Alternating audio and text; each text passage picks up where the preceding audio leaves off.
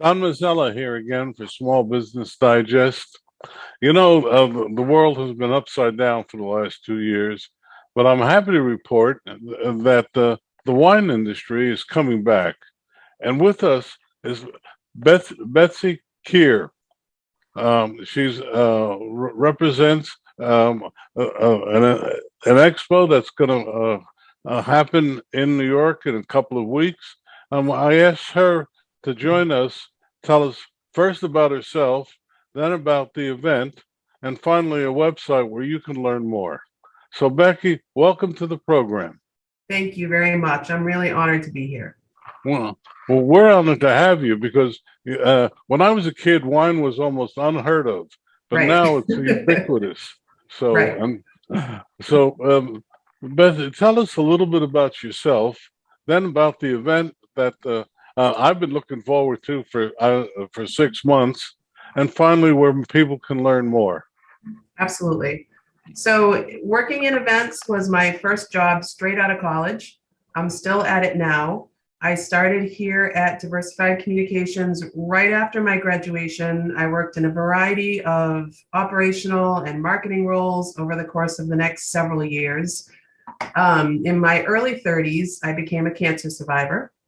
The silver lining of that experience was really an opportunity to stop and rethink my priorities. My husband and I decided to start a family. And when my daughter was born, I made a very scary decision to leave my full-time job. In my spare time, I'm also a stained glass artist. So while I was home with my daughter, I started a small business selling my artwork until she went to school. And at that point, I had to figure out what I wanted to do professionally. Vineexpo is a new event at Diversified's US portfolio, and it needed a leader. So the chance to return to events at the same company where I started my career, where many of my friends were working on, of all things, a wine event, was just an incredible opportunity. So I've been back here for 5 years now. My daughter's in school, and I still maintain my small business selling my artwork. Wow, you have no idea how I'm a cancer survivor. I love stained glass, and I can tell you about the convention in Las Vegas that I helped start. Okay. Amazing. So anyway, but now you're with Diversified, and there's an event coming up in a couple of weeks. So tell us about that and why it's so important. Absolutely. So these events, Vineexpo America and Drinks America, are business to business trade events, bringing more than 330 wine and spirits producers from around the world to the Javits Convention Center in Manhattan on March 9 and 10. They're produced by Diversified Communications here in Portland, Maine, along with our partner Vineexposium in France. Vineexpo focuses exclusively on wine. We have producers from 18 countries. Drinks America features everything beyond wine. So it's spirits and beer and sake and accessories with producers from 15 countries. For attendees, we have buyers coming from 43 states, plus Washington, D.C., Canada, and Mexico. What's so important about this event is that success in the wine industry really depends a lot on relationships. These events provide wine and spirits buyers the opportunity to sample new products, make new relationships, and strengthen their current relationships. This year, really what sets the event apart this year is that our businesses are surviving this pandemic. We're bringing people back together to meet and to network and to connect and to reconnect. Over the last 2 years, in the absence of live events, the value of a face-to-face interaction has become so much more clear by virtue of the absence of it. Live events provide opportunities that digital, virtual, those efforts just can't match it. Drinks America is actually making its debut this year. It's a new event this year. Previous editions, wine and spirits were together at Vineexpo, but really the name itself, the Vineexpo name, really created a focus on wine. So introducing Drinks America as a new concept, open to all beverage alcohol beyond wine, really gave a stronger identity and presence for those types of products. Hmm. Okay, is there a website for this? So www.vinexpoamerica.com, and secondly, drinksamerica.com. Okay, and on this show, we ask you to spell it out because Sure. it's uh, Sure. So it's VINEXPOAMERICA.com and DRINKSAMERICA.com. wow. Okay, now let's get get a little deeper. The question I've had, and I've been to your events, is how do you stay sober? So, at a professional wine event, buyers are coming to sample wines for their businesses. It's not a frat party. So, we have spittoons, which everyone who works in the industry uses spittoons. It's just a standard operating part of their world. Um, Given one of the challenges of the pandemic, so in 2020, our event was also in March. We were the last wine event to happen before the pandemic. And at that point, we realized that we kind of need to rethink this shared spittoon idea. So this year we will have personal spittoons for people to use. So the event is only open to the trade. They are professionals, so they're behaving well. We'll put it that way. What they do after hours is up to them. Well, I know, but let's go a little deeper, if I may. How do you reach out and get exhibitors? I know that there's always your constant people that always come, but can you talk a little bit about that? Sure. So we have a full sales team that works with different territories. Our partner Vineexposium they have offices in Paris and Bordeaux. We have about, I think, 10 people who sell exhibit space in their own territories, and we are looking for companies for Vineexpo America. We are looking for companies who are looking to do business in the United States. Given that it is the largest consuming country in the world, there's a lot of companies that are interested in doing business in the United States. So it's a year-long process. As soon as the show closes on March 10th this year, on March 11th, the sales cycle begins anew, and we spend the year bringing in as many new companies as we can. We put a lot of energy into creating a broad reach of all of the top producing regions. We have Spain, we have France, we have Italy, we have Brazil, we really geographically try to get as much reach as we can. Well, since this is a small business program, and one of the reasons we asked you on is, admittedly, creating a wine is a long process and an expensive process. But we've had people on this program who've started like in the Hudson Valley. Is it difficult to break into the industry and to what are some of the challenges that you've seen? Sure. The beverage alcohol laws in the United States are complicated, and they're complicated by state, not just federally. So some of the challenges for the producers who come to our event is really making a realistic plan for what their objectives are.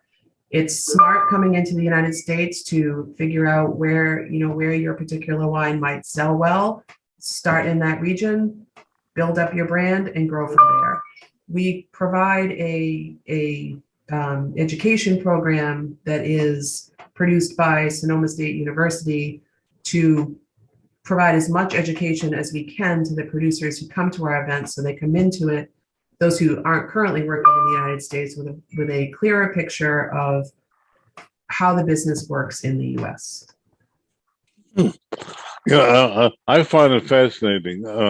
I myself am not a wine drinker, but I've just been amazed at how over my lifetime wine has taken over as almost a table drink in every Yes. meal. Yes, agreed. Okay, it's just fascinating. From your I think experience, I was going to say, I think we've seen more of that during the pandemic as restaurants started closing and people started consuming more at home. I think we saw an increase in that as well. Yeah. Also, I think they appreciated the fact that it's a lot cheaper. Right. Right. And that has also led to, so as people start having more meals at home, there's been an increase in premiumization, which is a very hard word to say, but it essentially means that people are spending more money on a higher price point wine than they typically have pre-pandemic. That's interesting. What do they look for in a wine, in a premium wine? I know that it's like dry, wet. I'm sorry, I never learned the nomenclature. That's okay. So I mean, it really comes down to personal taste. A lot of people have their, their personal favorite grape. People who like white or red. There are a lot of resources that producers can use to have their wines rated, and certainly a high rating from a reputable organization who does wine ratings helps on shelf sales off the shelf. I think a lot is experimentation. Really, you don't know what you like until you've tried it. Okay. I do think that the way that the consumption has grown and the way that people approach wine now, back to your previous point that people didn't drink as much wine when we were younger because it seemed like it was a very sophisticated, product for, the upper crust. And I think that now it's a much more everyday people being willing to try it, which is really how it should be. Betsy, face the camera, not that's better. That's perfect. Okay. Okay. I know it's if you're not used to this, it's to go there. It's well, and it's at the top of my monitor, so it's weird. It's like good, but right now you're perfect. Okay. Because people identify. Sure. Your website again for people. Sure, it's Vineexpo America, so it's VINEXPO sorry, let me start again. VINEXPOAMERICA.com. Okay. And Drinks America is DRINKSAMERICA.com. Well, is there any way if someone's interested in being in the wine business that they can come to the show? So the event is actually open only to the trade. It's not a consumer event. It's, as you can imagine, an event that we really need to control who is attending. If anyone is interested, I would say, there are a lot of different resources people could look at for learning about wine, for learning different ways if they want to get into the industry. But I think that a professional trade event is probably not their best option. Okay. Well, Betsy, I'm going to go sideways because you brought something up. You are a glass person. I am. Okay, let's talk about that a little bit, if Sure. I may. Now I guess it's over 25 years ago. I met a man named Tommy Licata, who had a small show in Las Vegas. Yep. It's now one of the largest shows in. Yes, it is. And Tommy always credited that I gave him a hand in making it. So anyway, he's since passed, but we always think about him. But tell us about what made you go into glassware and what type of glassware you do. Absolutely. So it was really one of the first items on my bucket list when recovering from cancer. I had always wanted to learn and take a class. I took the class. I found that I picked up the skills fairly quickly. It's an art that is a handful of skills and a lot of practice. The initial sort of financial outset for tools and etc. is pretty low. And in terms of what you need to spend on it, you really can manage your own costs by how much glass you buy, which is really where the costs are. and at this point solder, because the price of solder has just gone insane over the years that I've been doing it. Um, so what I didn't say earlier is that because of the kind of cancer that I had, I was unable to carry pregnancy. So we adopted my daughter at birth, and by selling my glass was one of the ways that we were able to build resources to offset the financials of the adoption process. And then once I kind of realized that I could, make some money off of this, I decided it was a really nice way for me to be able to work from my house. I didn't need, it's not a scenario where I need a kiln or, any large space. I work in a very small space. I always joke, people ask me where my studio is, and I say I have half of my laundry room. So it was a very small space. I could work when my daughter was napping. I could work, when my husband was home. It was very casual, and I was able to do enough to pay some of the big bills that came in from that we were a little concerned about while I was not working full time, but it never felt like a job. It was still something that I just loved doing. I sold at a lot of craft fairs. I made a lot of friends along the way. What I really love about working with stained glass is just the level of creativity that you can get to. You can do, the sky is the limit. You can do formal, and you can do kid stuff. You can, get crazy with different shapes. I'm always inspired to try something new. Well, what type of glass art do you do? I generally do smaller pieces, so somewhere in the range of 8 by 10 to 14 by 16. That is sort of my bread and butter. I incorporate a lot of vintage materials, so I collect a lot of vintage like medicine bottles, and I build those into the pieces. I Do you have one there? I do. I don't know if you can see it or not. Let me see if I can. I change my setup here and see if I can find it for you.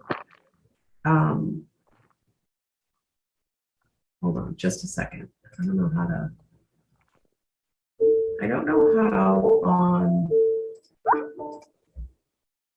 how on Zoom do you make the blur go away? I don't use Zoom that much, so. No, that makes two of us. I don't know how to do it. I hope you're not including this. Choose filter. None. Let's try that.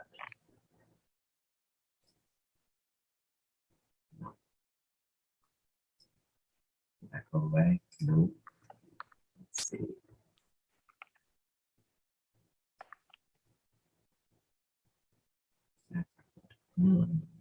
Mirror. There it is, I think. Nope. Yeah, I don't know how to make this go away. Neither do I. I wish I could tell you how to do it, but I can't. Let me keep playing with it.